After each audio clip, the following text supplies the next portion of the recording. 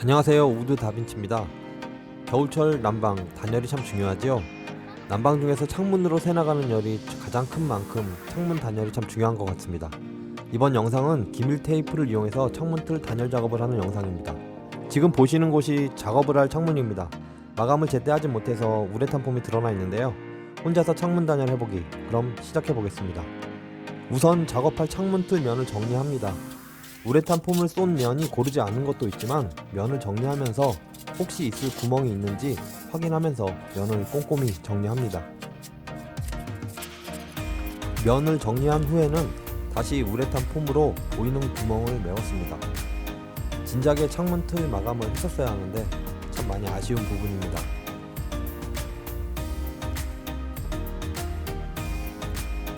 보시는 것이 이번 작업에 사용할 기밀 테이프입니다. 지난번 이보드 영상에서 시청하신 분이 댓글로 기밀 테이프를 가르쳐 주셨어요. 찾아보니 창틀 시공에도 쓰이는 걸 알았습니다. 보통 안팎으로 작업을 하는데 저는 이미 안쪽이 마감이 되어 있어서 아쉽지만 바깥쪽만 작업했습니다.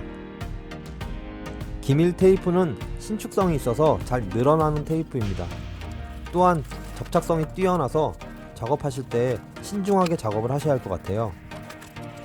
단순한 테이핑 작업이라고 생각을 하고 그냥 붙이려다가 저도 처음에 큰 낭패를 경험했습니다. 접착성이 뛰어나 테이프끼리 붙으면 떼어서 다시 붙이는 일이 쉽지 않기 때문에 붙이실 때 주의하셔야 할 것 같습니다. 잘못 붙인 테이프는 과감하게 제거하고 다시 시공합니다. 시행착오를 겪다가 스스로 터득한 것이 한쪽 면을 1cm 정도 접은 후에 접은 면부터 붙이고 나머지를 붙여가는 방법으로 하니까 테이핑 작업이 그나마 수월하게 할 수 있었습니다. 기밀 테이프는 폭이 5cm와 10cm짜리가 있었어요. 폭이 10cm인 제품도 뒤에 접착면을 보호하는 종이가 5cm로 나뉘어 있는 것을 보고 왜 이럴까 생각했는데 붙이면서 알게 됐습니다. 테이프를 붙일 때 나누어서 붙이면 붙이는 작업이 좀 수월했습니다. 그리고 제품을 고르실 때 5cm 좁은 것과 10cm 넓은 것 중에서 어떤 것이 좋을지 고민하실 텐데요. 작업을 하면서 느낀 것이 테이핑 할 곳에 꼭 맞추기보다는 여유지게 시공하는 것이 좋겠구나 하는 것을 느꼈습니다. 그래서 10cm 폭의 기밀 테이프를 구입한 것을 참 잘했다 생각했습니다. 꼭 둘 중 하나를 사야 하는 경우 반대로 골라 후회하는 경우가 많은데 이번에는 잘 선택한 것 같습니다.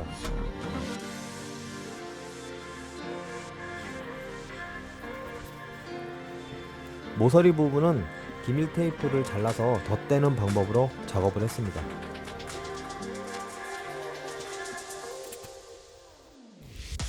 테이프가 잘 붙은 것 같나요? 기밀 테이프는 방습, 방풍 능력이 뛰어나다고 합니다. 또한 신축성이 있어서 굴곡진 부분에 시공하는데도 참 편리하다고 합니다. 제가 사용한 3M 제품은 8067과 8777이라고 번호가 있는데요. 그 차이점은 8067은 로고가 인쇄되어 있고 다른 것은 없다는 거예요. 그 차이 말곤 성능은 같다고 하니까 참고하시면 좋을 것 같습니다. 이제 기밀 테이프 작업을 했으니까 창틀 작업을 해야겠습니다. 창틀 안쪽의 폭이 12cm 정도라서 폭에 맞추어 방부목을 재단하였습니다. 안쪽 면에 쓰인 방부목은 두께 38mm, 폭 140mm의 방부목을 사용했습니다. 방부목에는 지난번과 같이 미리 오일 스텐 작업을 해 두었습니다.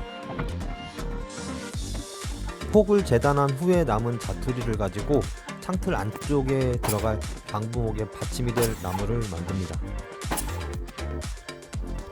창틀을 보시면 우레탄 폼으로 메워진 부분이 커서 방부목 한 장으로 다 가려지지 않을 것 같았어요.